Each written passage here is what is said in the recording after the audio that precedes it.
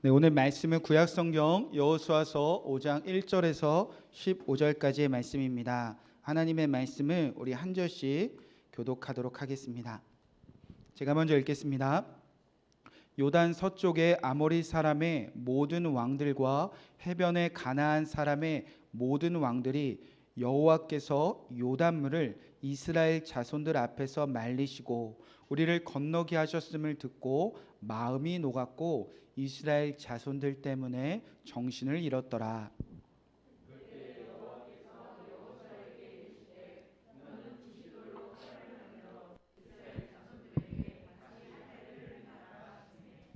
여호수아가 부싯돌로 칼을 만들어 할례산에서 이스라엘 자손들에게 할례를 행하니라.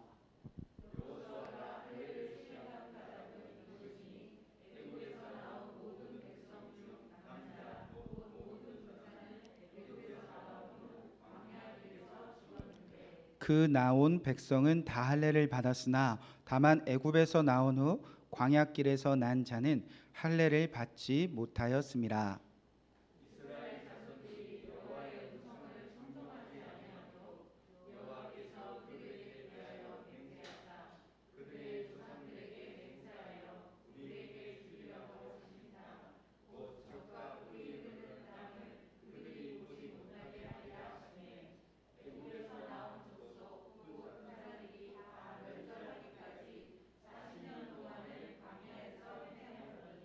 그들의 대를 잇게 하신 이 자손에게 여호수아가 할례를 행하였으니 길에서는 그들에게 할례를 행하지 못하였으므로 할례 없는 자가 되었음이었더라.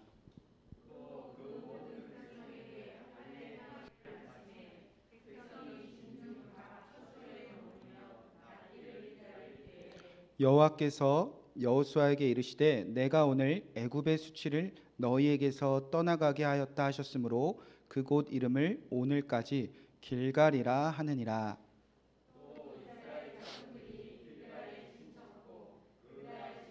저녁에는 여리고 평지 유월절을 지켰으며 유월절 이튿날에 그 땅의 소산물을 먹되 그날에 무교병과 볶은 곡식을 먹었더라. 또 그 땅의 소산물을 먹은 다음 날에 만나가 그쳤으니 이스라엘 자손이 다시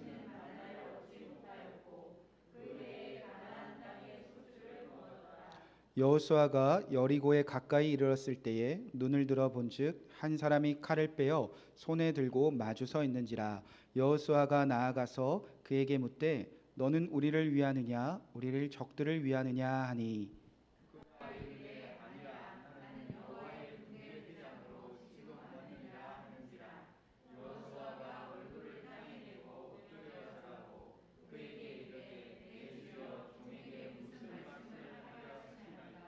다 함께 읽겠습니다. 여호와의 군대 대장이 여호수아에게 이르시되 내 발에서 신을 벗으라 내가 선 곳은 거룩하니라 하니 여호수아가 그대로 행하니라. 아멘. 하나님의 말씀입니다. 자리에 앉으시기 바랍니다. 네,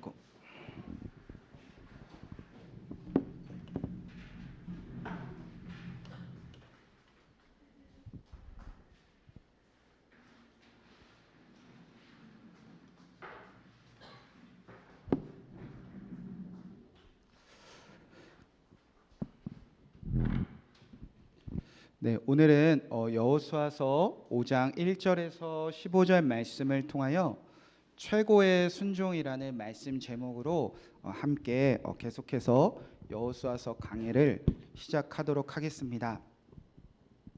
말씀을 준비하면서 마음속에 이런 생각이 많이 들었습니다. 평생을 교회에서 자라나면서 정말 하나님의 말씀을 많이 전했고 또 많이 들었고 많이 읽었는데 정말 순종만 하고 살았다면 얼마나 많은 것이 변했을까 라는 생각이 많이 들었고 또 많은 회개가 되었습니다. 여호수아서를 통해서 하나님께서 저와 여러분에게 말씀하고 싶은 것은 순종입니다. 하나님만 섬긴다는 것은 순종하는 것입니다. 하나님의 말씀을 가감없이 잘 듣고 잘 지키는 것, 그것이 예배고 그것이 섬김이고 그것이 하나님의 나라를 향한 열쇠였습니다. 자, 우리가 그렇게 이제 이스라엘 백성들이 이 땅에서, 이 세상에서 아무리 죄악이 가득한 그 땅에 던져 놓을지라도 순종했을 때 얼마나 놀라운 일이 일어날지 우리가 하나하나 살펴보고 있습니다. 우리가 지금 여호수아서 5장쯤에 와 있는데요. 지금이 한 어디 때쯤 와 있냐면 잘 보이시나요? 자, 이제 이스라엘 백성들이 이 모압 평지에 진을 치고 있었습니다.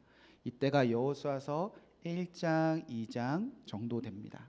그리고 3장, 4장에서 드디어 무엇을 건너죠? 자, 3장, 4장은 요단강을 건넌 사건입니다. 자, 그리고 나서 어디 진을 쳤죠?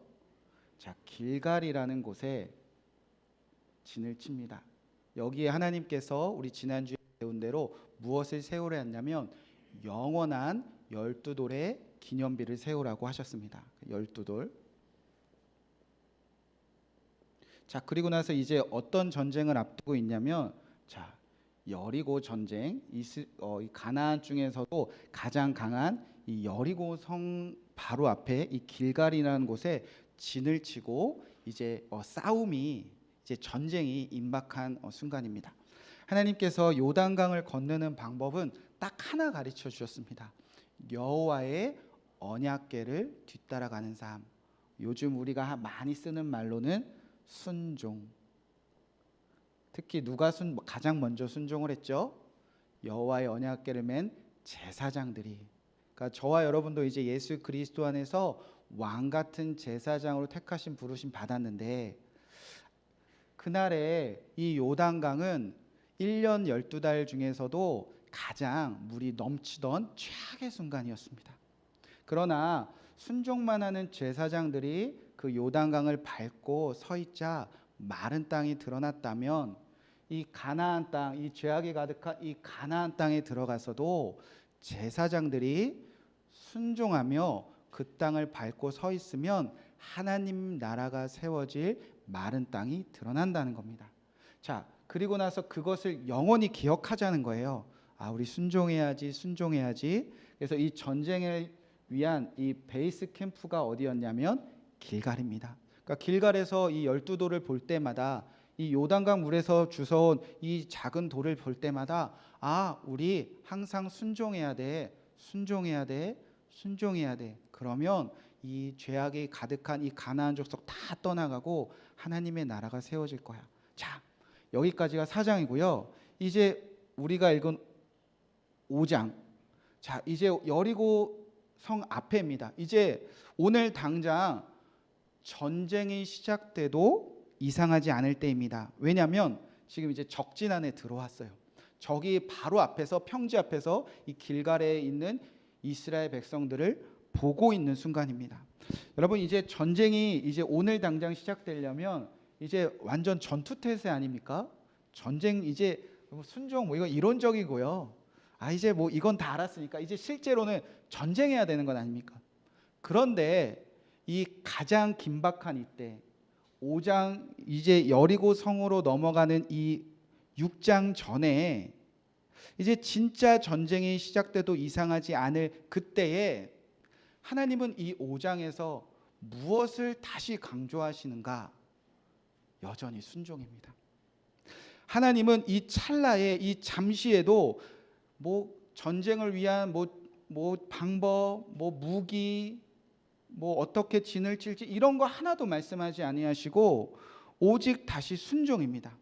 어떤 순종이냐면 이제부터 가나안 땅에서 어떻게 살아가고 어떻게 해야 되는지 철저하게 순종을 가르치는데, 이 5장에서 총 4가지의 순종의 법칙을 가르쳐 주십니다.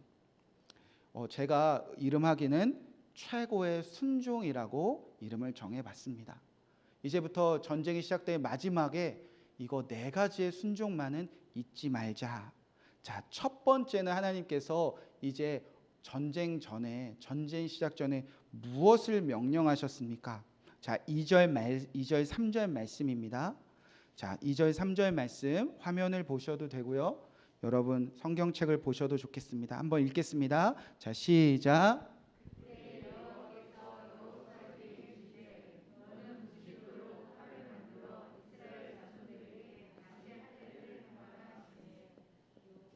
삼절까지 읽으셨나요? 네.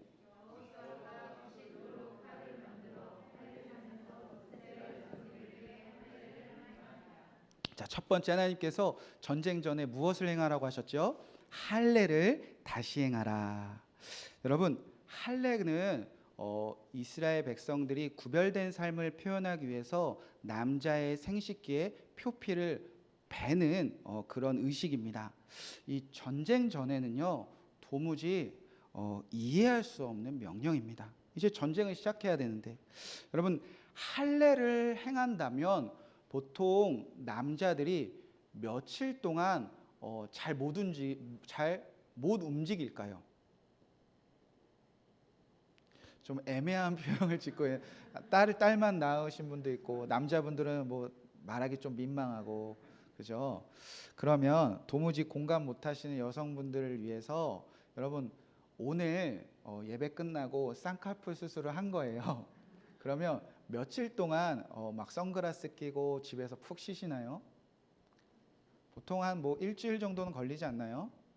다 안 하셨군요. 네. 여러분 근데 뭐 다 좋습니다. 뭐 여러 가지 상상을 해서 좋은데 할례를 행하고 뭐 쌍꺼풀 수술 다 좋은데 요즘 우리의 의술이나 요즘 우리의 문화로 생각하지 마시고 요즘은 뭐 수술할 때 뭐 소독도 하고 의술도 뭐 의술 장비도 있고 뭐 마취도 하고 꼬매주고 꼬맸다가 약 발라주고 먹는 약 주고 다시 와서 잘 아물었나 보고 그런 수준이 아니잖아요. 그 당시에는 이 할례를 행하면 도대체 얼마나 움직이지 못했을까? 자, 오늘 할례를 무엇으로 행하라고 하셨습니까? 부싯돌, 돌로 칼을 만들어서 여러분 눈을 찢은 거예요. 표피를 찢은 거예요. 의사가 있었습니까? 마취했습니까? 꼬맸습니까? 그냥 찢어버린 거예요. 여러분 얼마나 못 움직였을까요?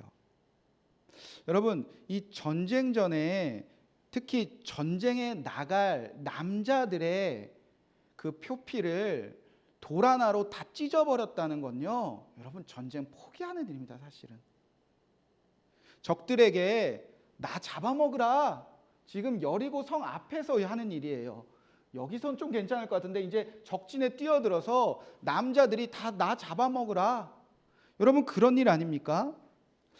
이스라엘이 전쟁할 때 싸울 때 할례하면 어떤 일이 일어나는지 몰라서 그랬을까? 여러분 이스라엘은 누구의 후손이냐면 야곱의 후손들입니다. 근데 야곱의 후손들은요, 이 할례 받으면 싸움에서 무조건 진다 다 알고 있었던 사람들이에요. 왜냐하면 창세기에 보면 여러분 디나 사건이 그것을 말해줍니다. 이 야곱의 딸 중에 디나라는 딸이 있었습니다. 남자만 12명인데 딸 하나 있다면 얼마나 예쁘겠습니까? 오빠들이 얼마나 예뻐해 줬겠어요. 그런데 이 디나가 어느 날 그 세겜이라는 어떤 남자에게 강간을 당합니다. 이 소식을 들은 야곱의 아들들, 즉 디나의 오빠들이 흥분합니다. 어찌 가만히 놔둘 수가 있습니까? 하나밖에 없는 여동생이 이상한 추장 아들에게 강간당하고 온 날 형 오빠들이 화를 내고 그놈을 죽이려고 합니다. 근데 가만 보니까 아무리 생각을 해도 싸워서 이길 방법이 없는 거예요. 자기들은 목축업이나 하고 있고 군대도 없고 떠돌고 있었는데 이 반면 세겜이라는 놈은 추장의 아들이에요. 어느 민족의 아들이에요. 성도 있어요. 이리저리 머리를 굴러봐도 도무지 싸울 방법이 하나도 떠오르지 않았습니다. 그래서 야곱의 오빠들이 한 가지 꾀를 내는데 이 세겜과 그의 아버지에 찾아가 우리 사돈 맺읍시다. 이제 우리 같이 삽시다. 땅도 줄게요. 우리 이제 하나가 됩시다. 그러니까 막 좋아해요. 그 추장과 이 세겜이 우리 그래 사돈 맺읍시다. 그런데 그 야곱의 오빠들이 한 가지 조건을 내밉니다. 우리랑 사돈 맺으려면 한 가지 조건이 있어요. 우리는 할례 받지 않은 남자들이랑은 상종도 안 해요. 우리 막내 우리 딸 데려가려면 당신네 남자들 다 할례만 받으세요. 좋다고 할례를 다 받습니다. 그날 밤 어떻게 했습니까? 창세기 25장 26절 27절 제가 읽어드리도록 하겠습니다. 제3일에 할례 받은 3일째 내린 날입니다. 아직 그들이 아파할 때에 야곱의 두 아들 디나의 오라버니 시므온과 레위가 각기 칼을 가지고 와서 몰래 그 성읍을 기습하여 그 모든 남자를 죽이고 칼로 하몰과 그의 아들 세겜을 죽이고 디나를 세겜의 집에서 데려오고 야곱의 여러 아들이 그 시체 있는 성읍으로 가서 노략질하였으니 이는 그들이 그들의 누이를 더럽힌 까닭이라. 할례를 받고 3일이라 지났는데 그 세겜과 그 하몰과 그 족속들은요 다 아파서 누워 있었다는 겁니다. 몇 명이 칼을 들고 갔죠? 손가락 가르쳐 드렸죠. 2명. 시므온과 레위 딱 2명이면 좋겠다는 거예요. 2명이 들어가서 그날 밤에 그 남자들 다 죽였어요. 그러니까 할례는요 그만큼 아픔을 주고요 그만큼 못 움직이게 하는 그런 시대였다는 겁니다. 단 2사람이면 할례만 받은 사람 다 죽이기에 너무나 어려움 없었다는 겁니다. 다 죽이고 나니까 그 아들들이 다 가서 다 노략질할 정도로. 그러니까 그 당시는요 전쟁 전에 할례 받으면 목숨 내놓는 일이에요. 전쟁 전에 할례 받으면 멍청한 일이에요. 야곱의 후손 이스라엘 백성들뿐만 아니라 온 세상 사람들이 모를 리가 없는 일이에요. 그런데 하나님은 명령하십니다. 전쟁을 앞두고 있는데 다시 할례를 받으라. 여러분 지금 하나님이 원하시는 건 무엇이냐면요 목숨을 건 순종 한번 해보라는 거예요. 여러분 이런 명령에 순종하기 쉽습니까? 어렵습니까? 도무지 어렵습니다. 목숨을 내건 순종입니다. 그런데 말씀하시자마자 여호수아가 어떻게 합니까? 오늘 3절 말씀에 이렇게 기록되어져 있습니다. 여호수아가 부싯돌로 칼을 만들어 할례산에서 이스라엘 자손들에게 할례를 행하니라. 아멘. 여호수아도 대단하고요. 할례 받은 사람들도 대단하고요. 그 할례 받은 남자들만 바라보는 아내와 딸들과 자녀들도 다 대단했다는 겁니다. 우리를 지켜줄 그 많은 사람들이 다 아파서 누워서 전쟁 전에 찢고 누워있는 일들을 다 즉시 순종했다는 겁니다. 왜 이들은 이 전쟁 전에 미련하게도 목숨을 내건 순종을 할 수 있었는가?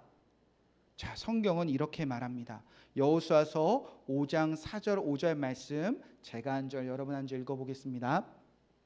여호수아가 할례를 시행한 까닭은 이것이니 애굽에서 나온 모든 백성 중 많은 곧 모든 군사는 애굽에서 나온 후 광야길에서 죽었는데 5절 말씀 시작.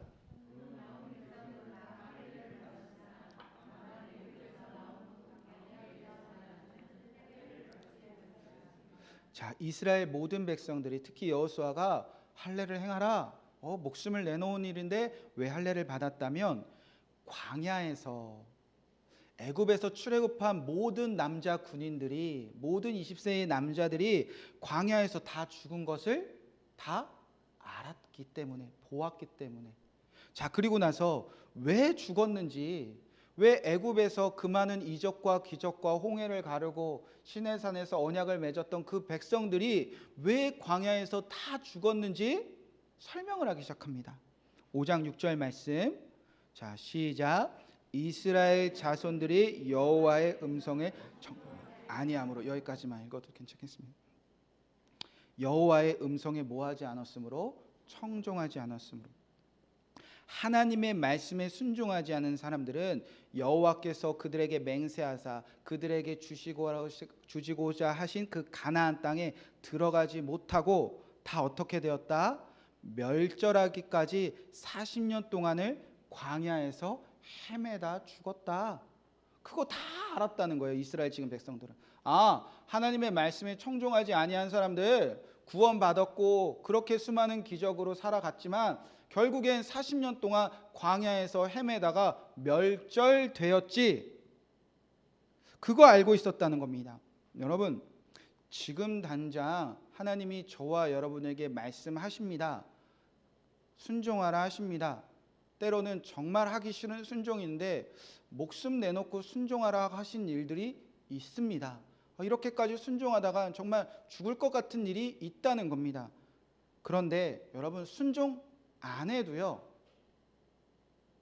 사실은요, 먹고 사는 데는 큰 지장 없습니다. 순종 안 해도요, 사는 데는 사실 크게 지장 없어요. 그런데 문제는 뭐죠? 지금은 모르는데, 당장은 모르는데 순종 안 해도 잘 사는 것 같은데, 그럭저럭 자기 나름대로 자기에게 주어진 삶을 열심히 사는 것 같은데, 순종하지 않는 사람들의 삶을 정확하게 이렇게 표현한다는 겁니다. 헤매다가 멸절된다. 여러분, 헤매다라는 뜻은 뭐냐면요, 할라크라는 히브리어가 쓰는데 걸어가다라는 뜻입니다. 걷긴 거는데 멸절된다는 거예요. 멸절은 탐함이라는 뜻인데 좋은 의미도 있지만 이렇게 부정적인 의미로 쓸 때는요, 끝이 나다, 실패하다, 없어지다, 사라지다. 그러니까 평생을 걷긴 걷는데 순종하지 않으면요, 무엇을 향해 걸어가는 길이냐면 실패되는 길, 끝나는 길, 사라지는 길, 소멸되는 길, 없어지는 길, 그런 길을 열심히 걸어가는 사람들의 삶의 핵심이 무엇이냐? 순종이 없다는 겁니다. 우리 다 인생을 걷고 있잖아요. 태어나서 지금까지 걷고 있잖아요. 힘들어도 또다시 주어진 삶 우리 다 걸어가고 있습니다. 그런데 왜 이리 불안하고 염려되고 걱정하고, 열심히 일하고 집에 돌아와서 잠들기 전에 내가 오늘 뭐 했지? 난 또 뭐 하고 살지? 이제껏 내가 무엇을 이뤘지? 나는 무엇을 위해 이렇게 열심히 살고 있나? 이렇게 사다가 늙어 그냥 죽어가는 건가? 나는 어디를 향해 걷는가? 다 실패하고 없어질 것들, 사라질 것들, 영원하지 않는 것을 걷고 있기 때문인데, 그 이유가 무엇이냐면 순종 없다는 겁니다. 여호와의 말씀에 순종이 없으면 헤매다가 죽는다는 거 다 알고 있었다는 거예요. 그러니까 이스라엘 사람들은 선택한 거예요. 어차피 한번 사는 인생 저렇게 순종 없이 헤매다가 광야에서 죽어가느니 오늘 한번 목숨 한번 걸고 순종해 봅시다. 그러면 이 땅에서 영원히 썩어질 것 따라가는 것이 아니라 하나님이 약속하시고 맹세하신 그 영원한 하나님의 나라 우리 들어간다고 하니까 한번 우리 목숨 걸고 순종 한번 해봅시다. 여러분, 그렇게 이스라엘 백성들이 멸절되지 않고 헤매지 않고 전에 9세대처럼 전에 광야에서 헤매다가 죽어간 그 방황한 세대과 구별되기 위해서 목숨을 걸고 할례를 받고 순종해 보았습니다. 자, 그러자 어떤 일이 벌어지는가? 자, 하나님께서 두 번째 명령을 하십니다. 여호수아서 5장 8절, 9절, 10절 말씀 한번 읽겠습니다. 자, 시작. 또 그 모든 백성에게 할례를 행하게 마침에, 계속 읽으세요.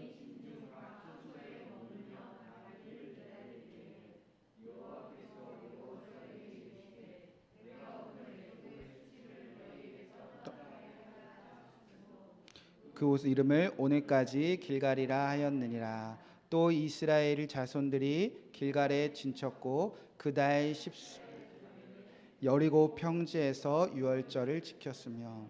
여러분, 목숨 걸고 순종하고 나서요, 그들이 다 낫기를 기다리고 있었습니다. 하나님이 두 번째 명령을 하셔요. 이것만 순종해 보자. 무엇이냐? 무엇을 지키라고 하셨죠? 유월절을 지키라. 여러분, 바로 예배입니다. 잔치입니다. 이스라엘 백성들에게는 축제입니다.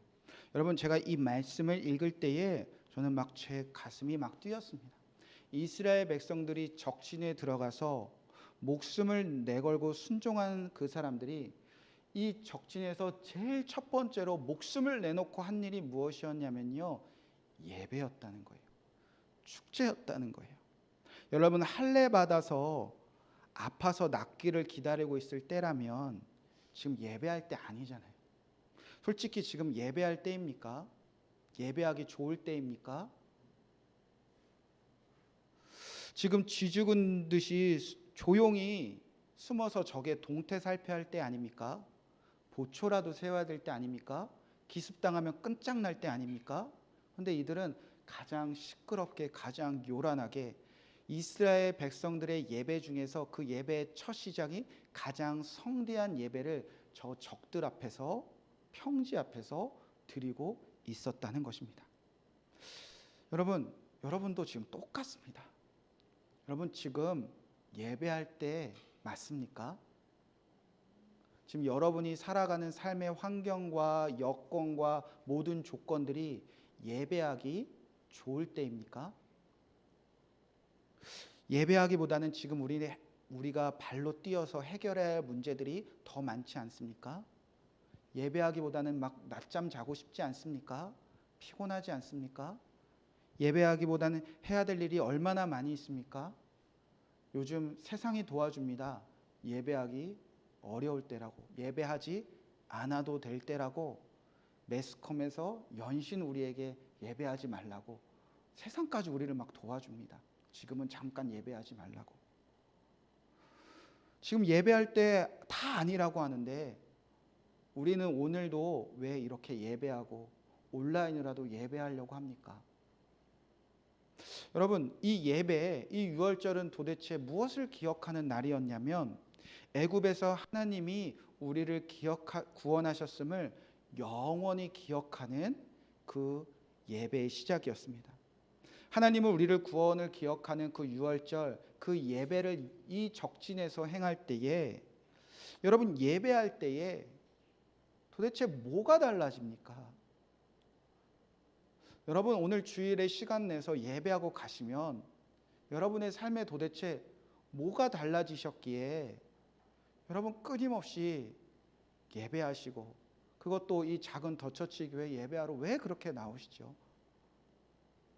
여러분 우리가 예배할 때에, 이 유월절을 지킬 때에, 우리를 구원하신 하나님을 기억할 때에 하나님은 분명히 이게 달라진다고 했습니다.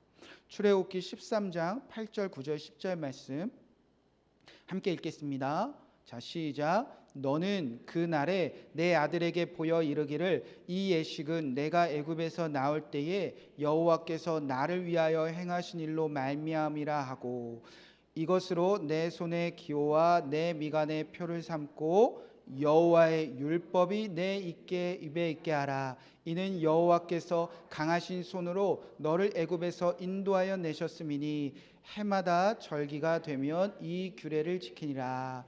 해마다 언제 어디서나 적진 앞에서나 아파서 누워있을 때라도 하나님은 유월절 나를 구원하신 하나님을 기억하는 예배, 잔치, 축제 쉬지 말라고 했다는 겁니다. 그때 도대체 어떤 일이 일어나는가? 성경은 이렇게 말합니다. 여호와의 율법이 내 입에 있게 하라. 아멘. 여러분 유월절을 지킬 때, 예배할 때 여러분 여호와의 율법이 저와 여러분의 입에서 떠나지 않게 된다는 겁니다. 순종하려면 말씀이 있어야 되잖아요. 목숨을 건 순종을 하려면 뭐를 위해서 순종해야 되는지 알아야 되잖아요. 그런데 예배하면요 우리 입에서 율법이 떠나지 않는다는 겁니다. 이 전쟁 시작할 때도 하나님은 여호수아에게 말씀하셨어요. 뭐라고 말씀하셨죠? 여호수아서 1장 8절 말씀입니다. 이 율법책을 내 입에서 뭐하지 말며 떠나지 하지 말며 주야로 그것을 묵상하며 그 안에 기록된 대로 다 지켜 행하라. 그리하면 내 길이 평탄하게 될 것이며 내가 형통하리라. 그러기 위해서 뭐 하라는 거죠? 예배하는 거 쉬지 말라는 겁니다. 내 입에 율법책에 있게만 하면요 예배를 통해서 그 말씀이 우리 입에서 떠나지 않고 묵상되어지면요 적진에서도요 우리의 길은 형통하고 평탄하게 되어진다는 겁니다. 가끔 여러분 그럴 때 많잖아요. 오늘 예배하러 갈 자격이 있나, 전날 밤에 막 다투거나 전날 밤에 막 세상에 취해서 돌아다니다가 막 예배 가려고 하면 막 누가 째려보는 것 같고 막 사단이 조롱하는 것 같고, 저도 가끔 그럴 때가 있습니다. 저희 아내랑 다투고 나면 아내가 저를 막 핍박해요. 당신 그렇게 하고 뭐하러 예배 가? 막 그러면 막 갓을 막 후벼 파고 아내도 막 후벼 파고 싶고 막 여러 가지 생각이 들지만 막 다 때려치고 싶고 예배 가기 싫은 마음이 막 내 안에서 막 들지만 저와 여러분이 결국 예배의 자리로 행하는 이유는 무엇입니까? 예배하면 달라진다는 것을 알아요. 예배하면 순종하지 못했던 우리의 삶이 율법으로 말씀으로 그 입에서 말씀이 선포되고 그 말씀을 묵상함으로 우리가 예배할 때 다시 날 구원하신 하나님이 우리의 이 말씀 주신 하나님이 우리를 순종하게 해서 승리하실 것을 알기 때문에 우린 끊임없이 성령의 인도하심에 순종하며 예배의 자리에 오늘 서 있는 겁니다. 여러분, 이 예배가 사라지면 여러분 끔찍해지는 거 알고 계십니까? 실제로 하나님은 최고의 순종 가나안 땅에 들어가서 유월절 지키라 이 예배를 명령하셨는데 실제로 이 가나안 땅에 살긴 살았어요. 그런데 이스라엘 백성들이 유월절 그 후로 잘 지켰습니까? 안 지켰습니까? 안 지켰어요. 땅 정복하고 나자 잘 살만해지자 유월절 안 지켰습니다. 그때 그 증거가 어디에 있느냐? 열왕기하 23장 22절부터 23절까지 있습니다. 제가 읽어드리도록 하겠습니다. 사사가 이스라엘을 다스리던 시대부터 이스라엘의 여러 왕이 시대와 유다 여러 왕의 시대에 이렇게 유월절을 지킨 일이 있었다 없었다? 없었더니 요시야 왕 18째 해에 예루살렘의 여호와 앞에 유월절을 지켰더니 이 여호수아가 끝나면 사사기가 펼쳐지잖아요. 이 사사기 때부터 요시야 왕 때까지 유월절이 다 사라졌다는 겁니다. 그리고 요시야 왕 때 잠깐 지켜지다가 또 유월절 다 사라집니다. 그리고 나서 이 포로기에 돌아올 때 에스라의 서에서 성전 다시 건축하고 그때야 다시 유월절을 지킨다. 그때까지 이 하나님을 기억하고 율법을 떠나게 하는 그 예배가 다 사라지기 시작했다는 겁니다. 여러분 그때 어떤 일이 일어납니까? 이 사사 때부터 이 열왕기 요시야 전까지 그리고 이 유월절이 다시 부활하기 전까지 예수 그리스도께서 완성되기 전까지는요 이스라엘 사람들이 전쟁에서 매일 져요. 가나안 땅에 가서 저렇게 이스라엘 백성들이 아무것도 하지 않아도 순종만 해도 다 이겼던 그 백성들이 예배가 사라지니까 그 입에 율법이 다 사라지니까 사사시대 때부터 계속 주변의 이방의 민족들에게 전쟁에서 계속 집니다. 왕들이 다스리고 군대가 가득한데 성읍이 세워졌는데 이스라엘 백성들은요 주변의 열강에 계속 전쟁해져요. 그리고 결국 어떻게 되죠? 바벨론 포로가 돼서 이스라엘이 이 하나님의 나라에서 다 쫓겨나게 되어진다는 겁니다. 우리도 수도 없이 스스로에게 질문합니다. 지금 예배해야 되는 거 맞아? 내가 예배할 자격이 있어? 예배하면 뭐가 달라져? 예배 안 해도 아무 문제 없잖아. 여러분 절대 그렇지 않아요. 예배하지 않으면 헤매고 광야하다가 실패하는 겁니다. 예배하지 않으면 우리에게 말씀이 없기 때문에 그냥 멸절되어지는 길을 걸어갈 뿐입니다. 상황이 어려워서도 아니고요. 상황이 급해서도가 아닙니다. 순종 없으면요 예배가 무너지니까 다 무너지는 겁니다. 그래서 하나님은 명령하십니다. 가나안 땅에 들어가면 유월절을 지키라. 예배만은 포기하지 말라는 겁니다. 자, 이제 하나님께서는 이 예배하라고 명령하신 후에 이제 세 번째 명령을 하십니다.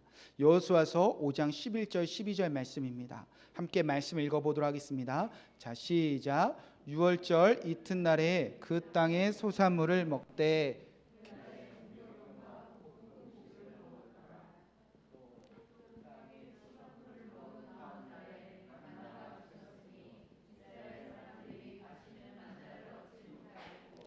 그 해에 가나안 땅에 소출을 먹었더라. 하나님이 이제 가나안 땅에서 명령하시죠. 이제 무엇 먹지 말고 만나가 아니라 그 땅의 소산물을 먹으라. 가나안 땅에 가면 이제 만나 안 주시겠다는 겁니다. 그 땅의 소산물을 먹으라. 그 땅의 소산물을 주는 게 최고의 순종과 무엇이 상관이 있을까? 자, 여러분 제가 얼마 전에 한 분을 만나서 상담을 했는데요. 교회 얘기도 하시고요. 가정 얘기도 하셨고요. 자녀들 얘기도 하셨어요. 여러 가지 삶의 고민과 문제들을 얘기하시면서 본인은 하나님이 원하시는 일을 정말 하고 싶은 갈망이 있으신 것을 발견했습니다. 그런데 결국 그분에게서 해결돼야 될 한 가지 문제가 발견되었는데 바로 재정적인 문제였어요. 먹고 사는 문제였어요. 그분이 믿음이 없어서가 아니라 순수하지 않아서가 아니라 이분이 이 먹고 사는 문제, 이 빚만 좀 해결되면 지금보다 더 기쁘게 더 즐겁게 하나님 일 마음껏 할 수 있겠구나 라는 확신이 들었습니다. 그래서 축복해 드렸습니다. 이제부터는 아무개님, 하나님이 원하시는 일 마음껏 할 수 있도록 재정적인 문제 내버려 두지 말고 기도하세요. 하나님, 저 하나님 일 마음껏 할 수 있게 재정적인 문제 다 해결되게 해주세요. 그렇게 기도하시면 하나님이 역사하실 겁니다. 재정적인 문제를 해결해 달라는 것이 마치 이분에게는 믿음이 없는 것으로 보였나 봐요. 아니라고, 해결되시면 더 열심히 하실 거죠. 여러분, 사실 우리가 목숨을 건 순종, 예배를 위한 순종, 정말 솔직히 말해서요, 가장 방해되는 걸림돌이 무엇이냐면요, 재정적인 문제예요. 먹고 사는 문제예요. 돈이에요, 돈. 여러분, 이것만큼 목숨을 건 순종과 예배를 방해하는 것 사실 없습니다. 그런데 하나님께서는 이제 이스라엘 백성들에게 그 땅의 소산물을 먹으라 말씀하셨어요. 자, 이게 왜 최고의 순종인가? 하나님께서 만나를 그치게 하셨다면 만나를 통해서 이스라엘의 백성들에게 하고자 하시는 이야기가 이제 다 완성됐다는 겁니다. 하나님은 만나를 통해서 이스라엘 백성들에게 무엇 가르쳐 주셨습니까? 자, 신명기 8장 1절, 2절, 3절 말씀을 저와 여러분이 나누어서 읽겠습니다. 제가 먼저 읽겠습니다. 내가 오늘 명하는 모든 명령을 너희는 지켜 행하라. 그리하면 너희가 살고 번성하고 여호와께서 너희의 조상들에게 맹세하신 땅에 들어가서 그것을 차지하리라. 2절 말씀.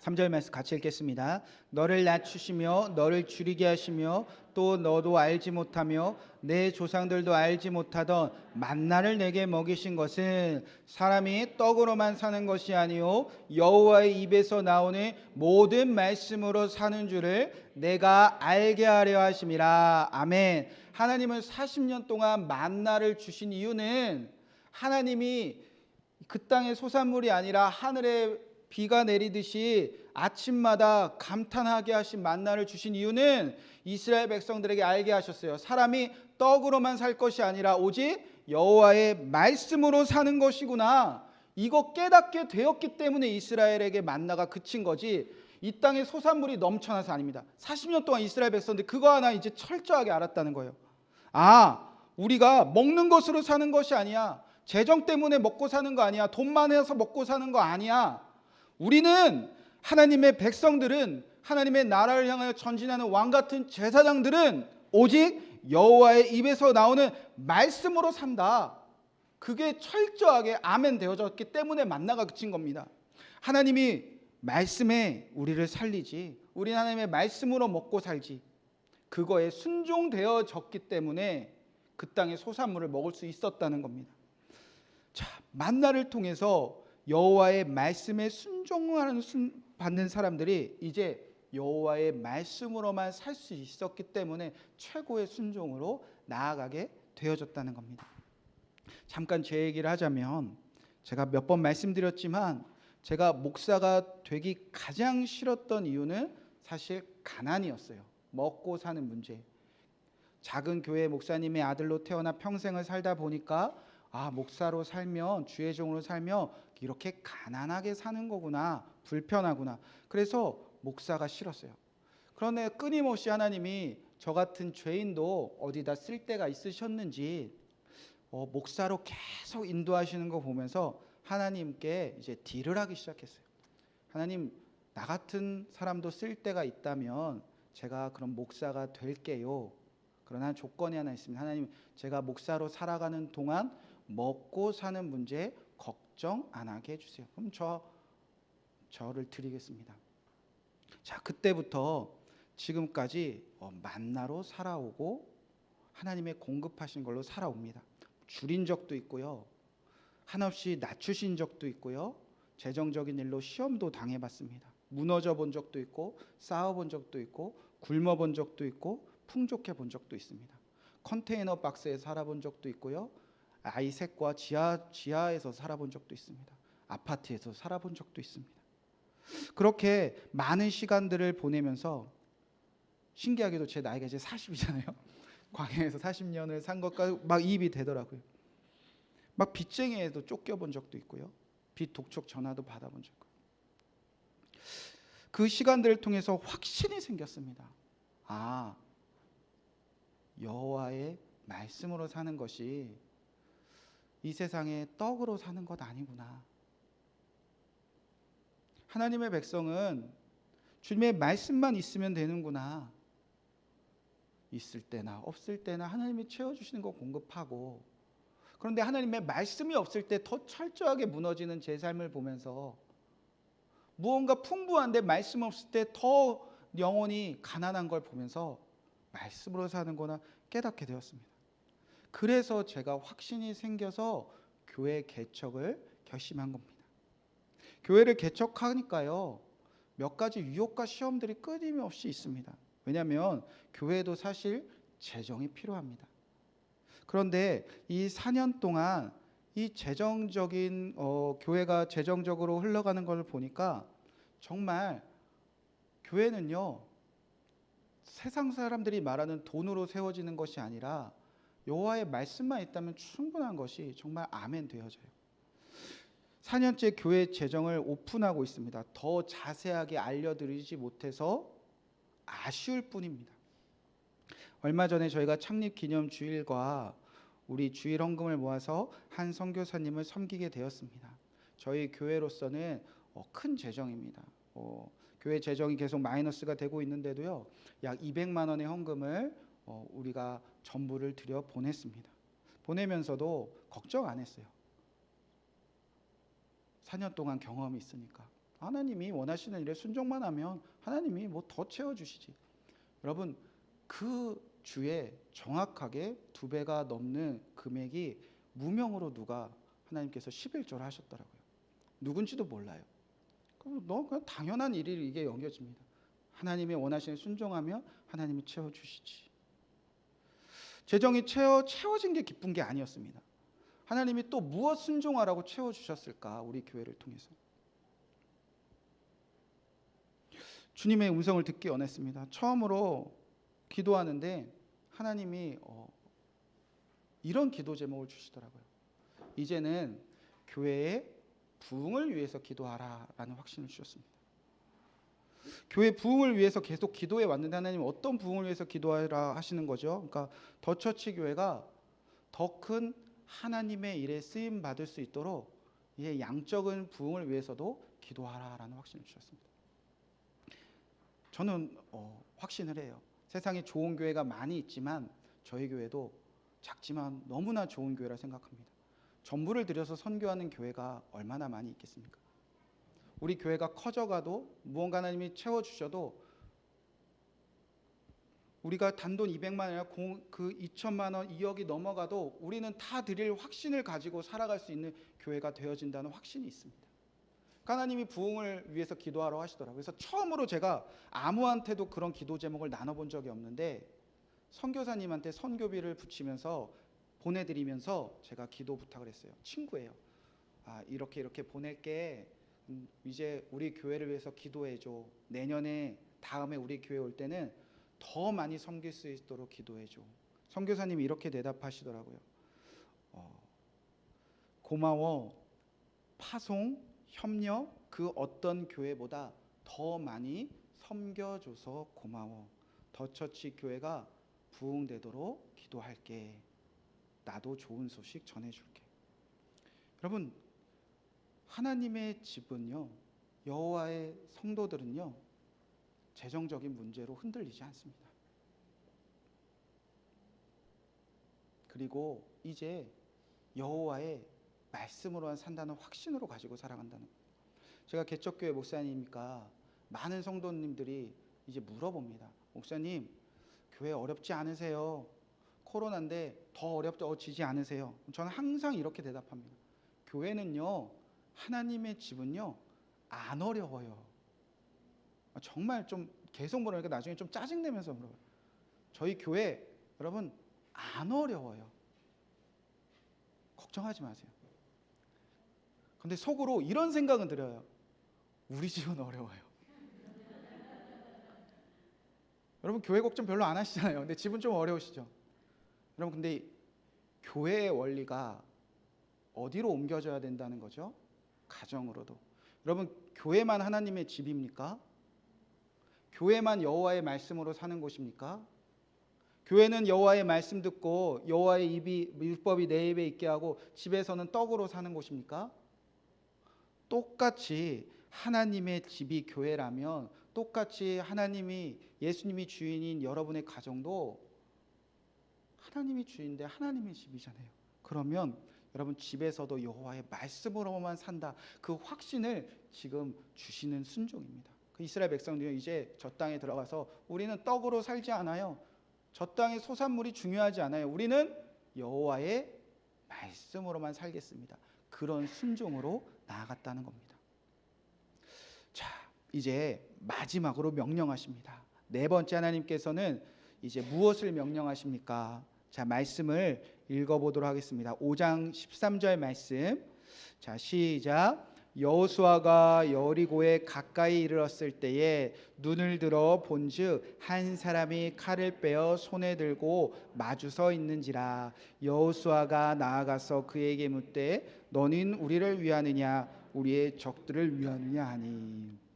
자, 이제 마지막 순종을 명령하신 후에 할례를 행하라, 목숨을 건 순종을 하고 유월절 행하라, 예배하라고 하고 그 땅의 소산물을 먹어라.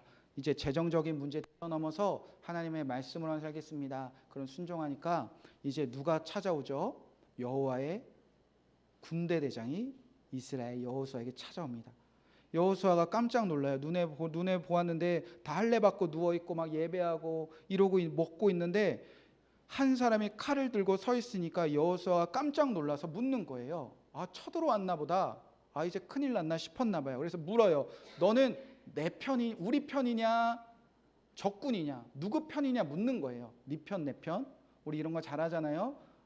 누구 편이냐 가르는데, 자, 전쟁에서 이제 누구 편이냐 중요한 것을 갈라야 되잖아요. 근데 여호와의 군대 대장이 이렇게 대답합니다. 여호수아서 5장 14절 말씀 함께 읽겠습니다. 그가 이르되 아니라 나는 여호와의 군대 대장으로 지금 왔느니라. 아멘. 여러분, 네 편이라는 거예요? 내 편이라는 거예요? 네 편도 내 편도 아니라는 거예요. 누구 편이라고 대답하는 거죠? 하나님 편, 여호와 편. 여러분, 이런 대답하시는 멋진 성도님 되시기를 주님으로 간절히 축복의 말씀드립니다. 대답을 해요. 나는 하나님 편이다. 여러분, 이게 이 자리에 필요했다는 겁니다. 여러분, 출애굽기 때 금송아지 사건 얼마나 끔찍했습니까? 모세가 올라갔는데 다 아론과 이스라엘 백성들이 한편 되어서 금송아지 사건을 우상 숭배합니다. 막 언약궤 다 깨져요. 그때 모세가 한 가지 명령을 합니다. 내 편에 설자 나오라 이런 말 안 합니다. 아론 편 절로 가라 이런 얘기 안 합니다. 출애굽기 32장 26절 말씀입니다. 이에 모세가 진문에 서서 이르되 누구든지 여호와의 편에 있는 자는 내게로 나오라 하매 레위 자손이 다 모여 그에로 가는지라. 누구든지 하나님 편에 선 자라 나오라. 그러니까 레위 지파가 나와서 그날에 우상 숭배에 가담한 형제 자매를 다 칼로 죽여서 그 땅에 선으로 가득 채웁니다. 자, 네 편 내 편 묻는 게 어리석은 것을 여호수아가 드디어 깨닫습니다. 그래서 하나님 편에 그도 서기로 하여 무릎 꿇고 이제 묻습니다. 자, 하나님 편에 선 자들의 고백 모습 여러분 꼭 여러분의 삶 속에 채워지기 바랍니다.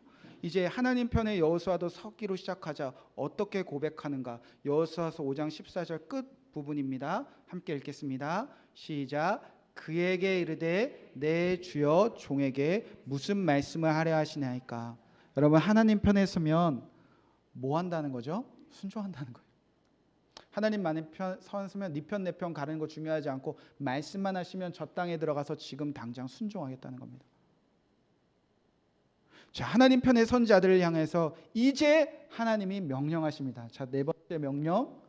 자, 다음 말씀 한번 띄워 주시죠. 자, 함께 읽겠습니다. 자, 시작.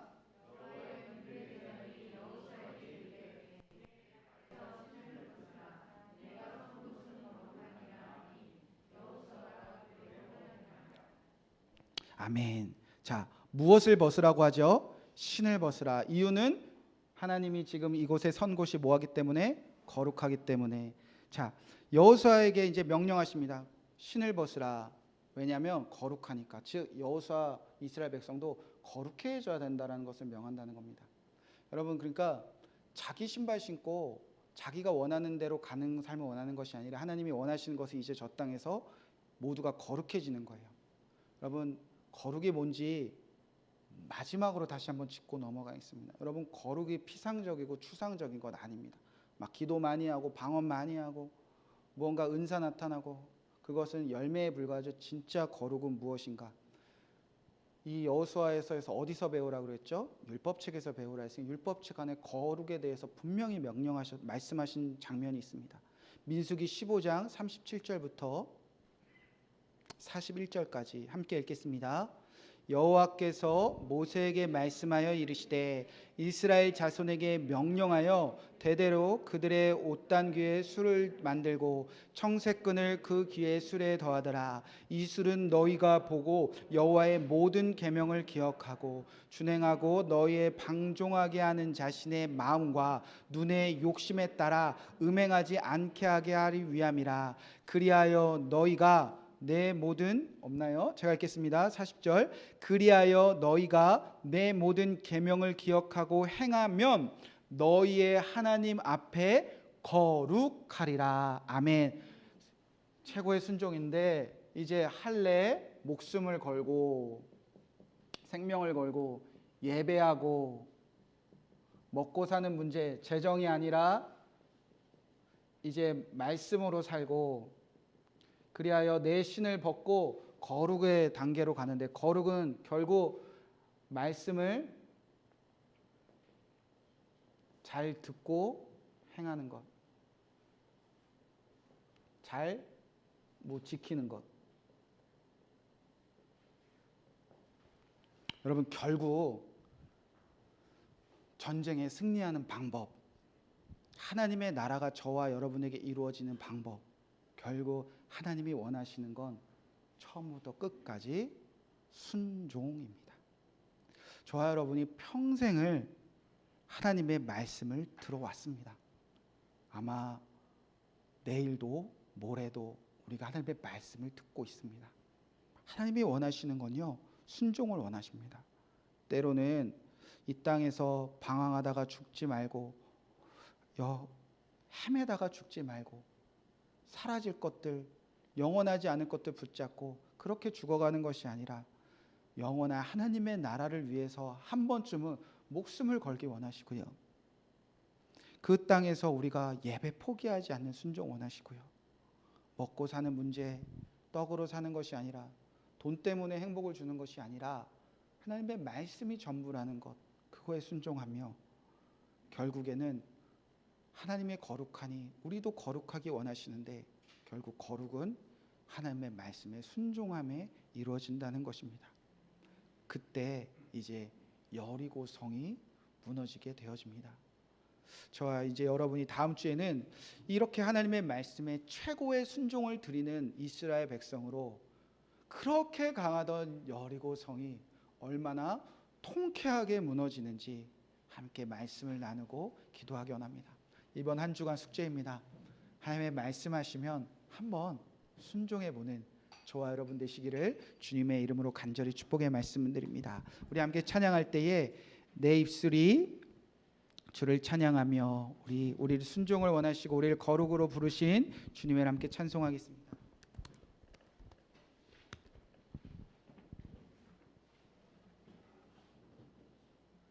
내 입술이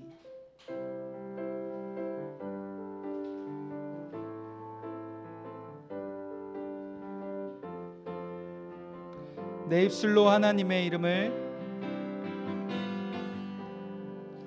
내 입술로 하나님의 이름을 찬송함 내 마음으로 하나님을 내 마음은 하나님을 즐겁게 찬양한 황소를 드림보다 진정한 예배를 기쁘게 받아주시는 찬송을 부르며 영원히 섬기리 주님께 영광 돌리리 할렐루야 할렐루야 할렐루야 할렐루야 할렐루야 할렐루야 할렐루야 할렐루야 우리 다시 한번 할렐루야 할렐루야 할렐루야 할렐루야 할렐루야 할렐루야 할렐루야 할렐루야 할렐루야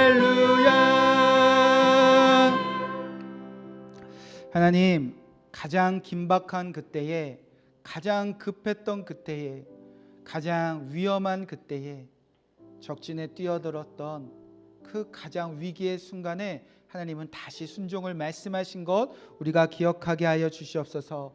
하나님 때로는 목숨을 걸고 순종하기 원합니다. 순종 안 하다가 다 헤매다가 멸절되어진 그 사람들처럼 사는 것이 아니라 순종하여 영원한 하나님의 나라에 들어갈 수 있도록 순종하게 하여 주시옵소서. 예배를 포기하지 않게 하여 주시옵소서. 재정적인 것, 돈의 문제, 먹고 사는 문제 뛰어넘어 여호와의 말씀으로만 살겠다는 순종을 주시옵소서. 우리의 신을 벗고 내가 원하는 대로 사는 것이 아니라 하나님의 말씀을 잘 듣고 지켜 행하는 거룩한 우리의 삶이 되게 하여 주시옵소서. 이 최고의 순종으로 하나님의 나라를 위한 모든 전쟁에 승리하여 오늘 예배한 성도들의 가정과 교회와 우리 자녀들이 살아갈 학교와 직장과 이 나라가 하나님의 나라 되게 하여 주시옵소서. 최고의 순종으로 하나님께 예물을 올려드린 손길들 기억하여 주시옵시고 여호와의 말씀으로만 살겠다는 그 순종과 그 헌신 속에 주여 은혜와 복을 더하여 주시옵소서. 이제는 우리 주 예수 그리스도의 십자가의 은혜와 그 아들을 아낌없이 보내신 하나님의 사랑하심과 성령의 교통하심이 이제 한 주간 순종하기 원하여 이 세상으로 우리의 부르신 곳으로 나아가는 모든 성도님들과 그의 가정 위에 이 땅의 모든 교회 위에 지금부터 영원토록 함께 하시기를 간절히 축복하며 기도드립니다. 아멘.